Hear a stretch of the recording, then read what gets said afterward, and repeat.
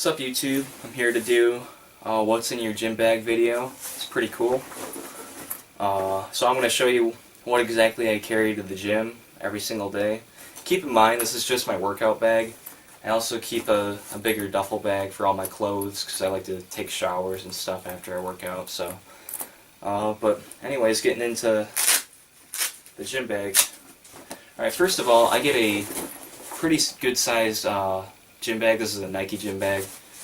I get a gym bag that has 2 pouches on each side. It's nice and durable. You want a gym bag that has plenty of space because if you're putting shoes or belts or anything in there, you're going to want a bag that you can carry pretty much all your equipment in. So I highly recommend getting a good gym bag at the beginning. So getting into my gym bag, as of right now you see shoes. These are my shoes I use for deadlifting. I'm gonna go more into detail about them in another video. I'm gonna do a review on these, but these are my deadlifting / bench shoes. Moving on, picked these up a couple weeks ago, maybe a month ago. These are the Adidas Anti Power weightlifting shoes. They're pretty sweet. I'll go into another review and video on that later on. Moving on, this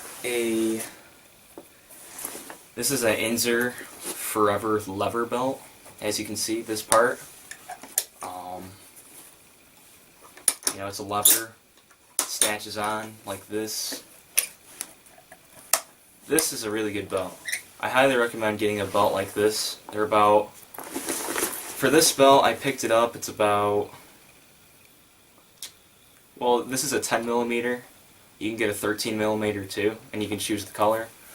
But this is about, for a 10mm, it's about 85 to 90 bucks on Inzer, and I think it's maybe 10 bucks for shipping, so it's about 100 bucks. But I don't recommend going to, MC Sports or Dick's Sporting Goods or any sporting goods store and buying, a cheap like $30 belt, because those are flimsy belts. They have padding. It's just not the right belt that you want if you're going to become a powerlifter or bodybuilder. But everybody should have their own belt. So I highly recommend that. I'll do a video on this more in depth. Moving on to the sides. These are knee sleeves, and they're flipped inside out. They're black. I don't know if you can see. But why are knee sleeves important? Well, one, they're really good for your knees because any lower body movement that you're going to use, like, obviously you won't need these for like, leg press or leg extension. But if you're doing like any hack squat or, low bar, high bar squats, or like just any type of movement where you're doing flexion with a lot of weight with your knees, it's a smart thing to do because keeps your knees nice and tight. This also helps you, not a lot, but it helps you with your squats too on the way up and down. And it's just a really good, it can be a cheap investment. These were probably about, 15 bucks. But I'm going to upgrade soon and get, not sure. There's some Ray-Ban knee sleeves that are about 80 bucks. And they're pretty cool. I know Matt Ogus uses them, and Ben Rice, I think, uses them. But there's lots of fitness channels that use these. So highly recommend them. Yeah, going on. This is very important, what I'm about to show you. These are just standardized, wrist wraps. These kind are called Chic. Alright. I'll tell you the reasons why I love these, and I'll tell you the reasons why I don't. I love these because, I'm a baseball player, I'm a pitcher, and when I do front squats, I mainly use these for front squats, keep that in mind. when I do front squats, here I'll put this down, you're generally having the bar right here on your shoulder blades, front side, having them, and you're supposed to really lift up and hold the bar. But for me, I don't have a lot of flexibility in my wrists, and I don't really want to because I pitch. But this is a smart option because you know, you can wrap these around your wrists. You put this on the bar like this, like here goes the bar right there, and you pull them, and you can wrap these around your wrists, and then like hold on to them so it's not like taking a lot of force and tension on your wrists. So that's a pretty good idea. But the reason why I don't like these, which I only use them for front squats, the only other thing I'd use this for is an exercise like maybe like rack pulls, where you lower the rack and it's kind of like a deadlift, but you're just doing it from a power rack, and it really works the upper delivery of your deadlift. But that's the only reason why I use these. The reason I don't like these is because a lot of people use these to give them grip strength for when they deadlift. I kind of don't agree with that because really you should build your grip strength naturally. And if you want to increase your grip strength when you're deadlifting, this hurts like hell, but you really want to close your thumb, and then here's the bar, over the bar, and grip like that. I guarantee you, you'll gain at least 50 pounds on your deadlift instantly. Elliot Hulse with Strength Camp has a video about that. I think it's called How to Gain 50 Pounds on Your Deadlift Instantly, something like that. But he recommends, putting your thumb and wrapping it over the bar. It's very painful, but it's what will help your deadlift.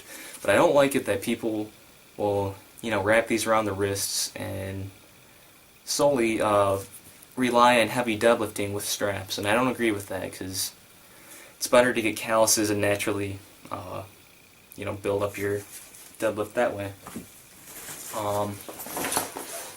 One other thing I recommend is, this is optional. I generally have groin pains in my left side, and sometimes I use these to squat. I haven't really in a while, but when I have like a groin injury, I'll wrap it around my hip flexors and right up in that groin area, and it makes everything feel pretty good. Last thing in my gym bag as of right now, there's a couple more things actually. Last thing I want to show you is that this is called a frog tog. I don't know if you guys can see that. This is pretty cool. This is only about $8 to $10, and I bought it at MC Sports, or you can get it at your local sporting goods store, I think. But what it is, if you look inside, it's called a chili pad. What it is it's got two different sides. One side's to wipe your sweat off, and one side's to like cool your face down, the other side's to wipe the sweat off. And it's a pad that as long as you keep in cold water, it'll stay cold your entire workout. And it's like ice cold. It's pretty nice when you're working outside, or if you're in the gym and there's no air conditioning or anything, or even if you want to stay cool. It's a nice little thing to try. And the last thing I have in my gym bag is I have a pair of Elite FTS wrist wraps. They go around your wrist like this. They're for like when you're benching, or you technically could use them when you squat, but most people use these for benching. They just go like this. Whoops.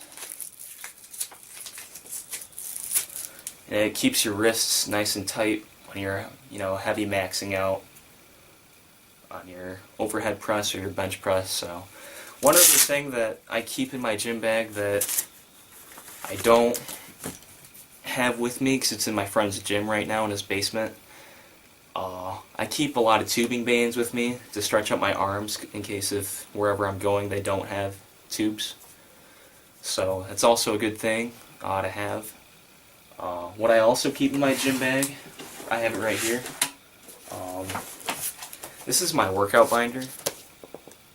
and it's pretty thick. I'm going to do a review about why you should keep a workout binder in another video. And I also have a workout calendar.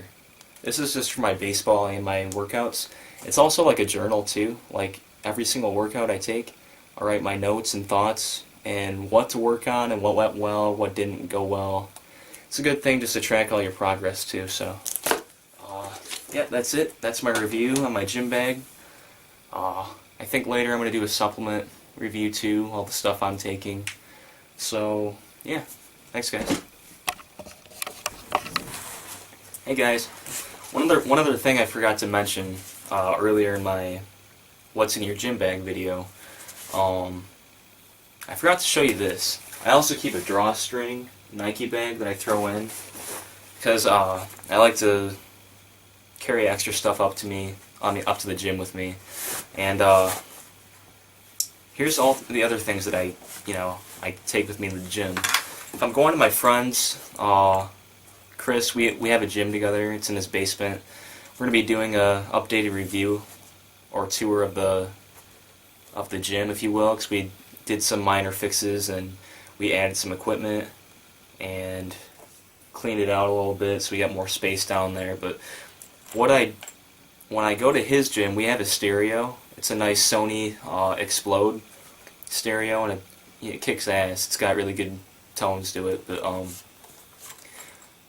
right here I have just a headphone case where I keep my headphones. I use a brand called Skull Candy, and I use Titans. They have unbelievable bass and sound, and I like to use these more for my casual listening. So I'm looking into buying strictly workout headphones that are sweat resistant and you can wash. I'm thinking about getting there's a kind by Monster. It's called Monster iSport Immersion headphones, and you can throw them in the washing machine and clean out all the sweat, and apparently they have really good sound and really good bass. So these are really good headphones. I recommend those. But my point is, when I go to my friend's house, I don't use my headphones. But here I have, let me show you. This is a traditional iPod Nano. It's the 4th generation. All I did was I bought a case on Amazon for it. It was about $2. It's a silicone case. And I bought a strap so that in all my workouts, like when I'm benching or squatting or deadlifting, I have it on I keep it on my left bicep just for preference, but I just put it right there when I lift so I can always change music, always listen to the best music, and can't really go wrong because music is what motivates you to lift more weight. So really, you should always, even if it's an MP3, anything, if you're streaming from your phone with Bluetooth, it does not matter. Just listen to music when you work out. It really helps you a lot and takes your mind off stress, other things, if you had a bad day. Music can change you, and you really should listen to music when you work out. So I recommend, if you don't have an iPod, maybe get an iPod or get some headphones to listen to so you can listen to it when you work out. But yeah, I have music. What I also keep in this bag, I keep like my iPhone charger, my case to my phone, my belt clip. One other thing I do take, it's kind of cheap. These are about like $1 or $2. You can get them at like Walmart and places. This is a pill holder, and what this is, it's like, generally it kind of wiped off, but it said AM and PM. I don't really care about the AM and PM part, but I take so many different multivitamins and just lots of stuff that I'm going to be doing reviews on, and I'm going to show you a supplementation video and take you through everything that I take, and maybe I'll do a review on my maybe my diet plan. I'm not sure yet, but anyway, what I do is, instead of AM and PM, I do a pre-workout and post-workout, because I always like to take my fish oils and multivitamins and Oh, I like to take my fish oil and some other things before I work out, but then I like to take my multivitamins and, you know, D3, let's see, you know, magnesium pills, like stuff like that. I like to take that after my workout. I don't know why, it just works better for me. It's a choice of preference, but it's nice because you always transport your pills with you everywhere. But yeah, that's the other stuff I carry in my gym bag, so thanks for watching.